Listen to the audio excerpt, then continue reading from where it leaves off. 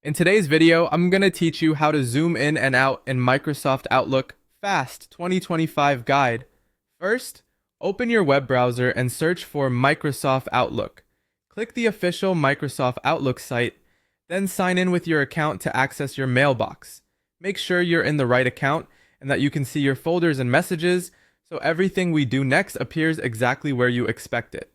Once you're signed in, head to your inbox. Click any email you want to read.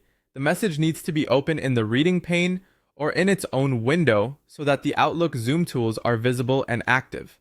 If your reading pane is collapsed, expand it so you get the full set of controls. Now look toward the top of the message area. You'll see a zoom control, often labeled zoom or shown with a percentage. Click it to bring the zoom toolbar into focus if it's not already visible. This is where you control how large or small the email appears on your screen without changing the actual content of the message. To make text and images larger, click the plus sign. Each click increases the percentage and scales the message up. You might see it move from 100% to 110%, 125%, or higher. Use as many clicks as you need until the text is comfortable to read. This is perfect for emails with small fonts, detailed tables, or screenshots. Remember, you're only changing how the message looks to you on your device.